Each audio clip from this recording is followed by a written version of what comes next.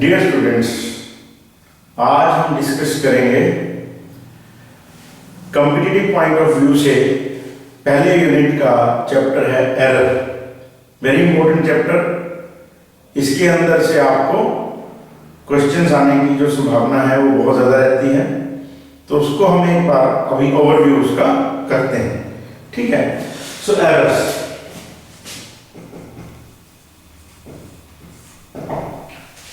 Basically कभी भी किसी भी फिजिकल क्वांटिटी को अगर हम मेजर करते हैं तो उसको एग्जैक्टली मेजर करना पॉसिबल नहीं होता।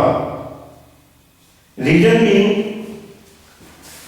उसमें बहुत सारे फैक्टर्स हैं जो मेजरमेंट को इफेक्ट कर सकते हैं।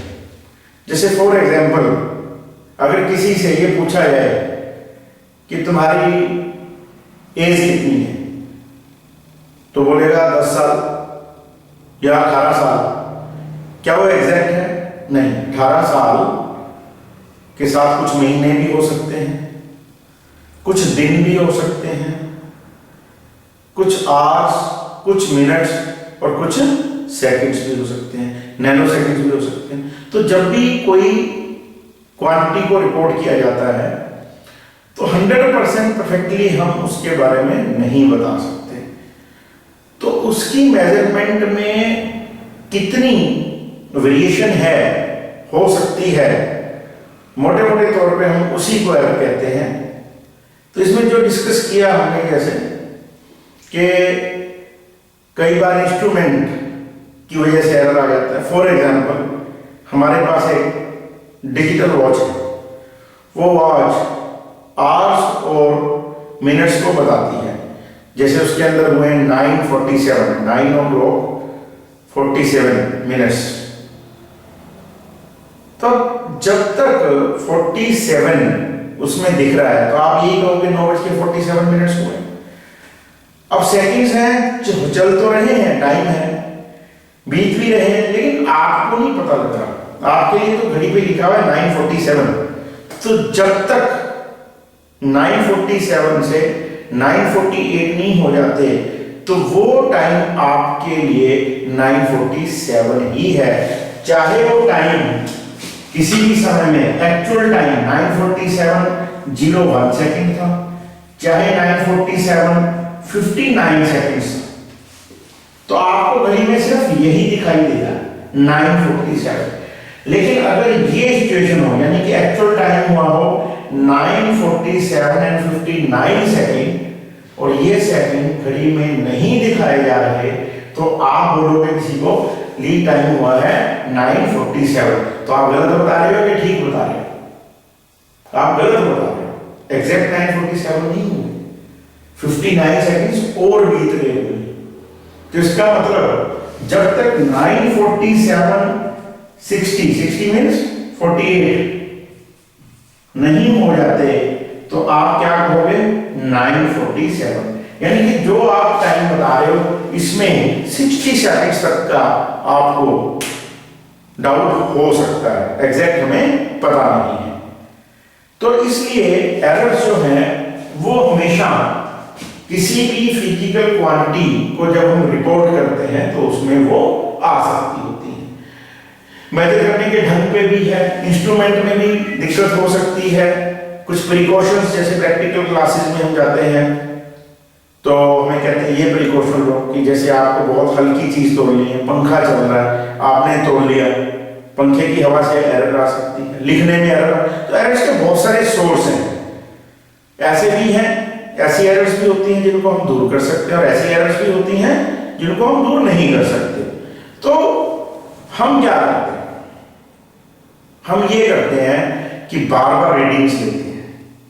बार बार रीडिंग्स लेने के बाद उसकी एक वैल्यू, उनकी एवरेज से निकालते हैं, और साथ में ही ये भी बता देते हैं कि इस रीडिंग में इतने कम या इतना ज्यादा इससे होने की पॉसिबिलिटीज हैं। जैसे मान लीजिए किसी चीज का हमने मास लिखा 523 ±2 ग्राम। इसका मतलब ये होता है कि जो मास है वो 523 से 2 ग्राम ज्यादा भी हो सकता है और 523 से 2 ग्राम कम भी हो सकता है। तो फिजिक्स में हम किसी भी क्वांटिटी को कभी भी एग्जैक्ट नहीं लिखते, हम लिखते हैं, मान लीजिए किसी चीज का हमें मास रिपोर्ट करना है, तो हम कैसे रिपोर्ट करेंगे, 510 प्लस माइनस 2।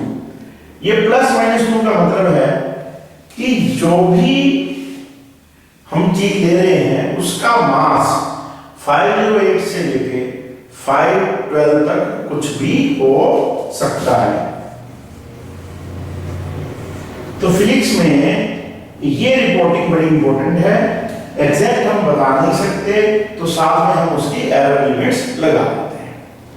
तो बेसिकली ये आपकी क्वांटिटी होगी और ये उसके अंदर जो एरर आ सकती है वो होगी। So this is the right way to, जैसे मान लीजिए आपके पास कोई रेजिस्टेंस है, तो कभी भी ऐसे नहीं होगा कि आप रेजिस्टेंस लो बोलेंगे 0.5 ohm, no, it will be 5 plus minus 0.2 ohm, 0.1 ohm, कुछ ना कुछ यहाँ पे लिमिट्स वो आपको देते हैं। अब अगली बात, कोई भी एरर कितनी सीरियस है, कितनी ज्यादा है, उसको कंसीडर करना चाहिए, नहीं करना चाहिए, उस बात का हमें कहां से पता है। तो अब हम उनको समझने की कोशिश करेंगे जो टर्म्स एरर वाले चैप्टर में इंपॉर्टेंट है। उनमें से एक टर्म है रिलेटिव एरर। लेट अस सी, मान लीजिए आपके पास एक फिजिकल क्वांटिटी को रिपोर्ट किया गया है 100 प्लस माइनस 2 ग्राम। तो what is the error in this quantity? That is delta A equal to 2। What is the relative error? Relative error is delta A upon A. What is A? 100 is A. This is relative error. 2 by 100. This is relative error. What is percentage error? Into 100. 2 by 100 into 100 is your percentage error. So, ये relative error है, ये percentage error है। इसका use क्या है? Relative error और percentage error हमें error की इंपैक्ट कितना आएगा उस बारे में बताते हैं। जिसमें रिलेटिव एरर ज्यादा होगी वो एरर उस क्वांटिटी की मेजरमेंट ज्यादा खराब है, जिसकी रिलेटिव एरर कम होगी उसकी मेजरमेंट अच्छी है। ये वैसे ही है, ये वैसे ही है जैसे हम मार्क्स निकालते हैं। फॉर एग्जाम्पल, एक बच्चे के लेटर से 50 में से 30 मार्क्स आए और दूसरे बच्चे के 100 में से 75 आए।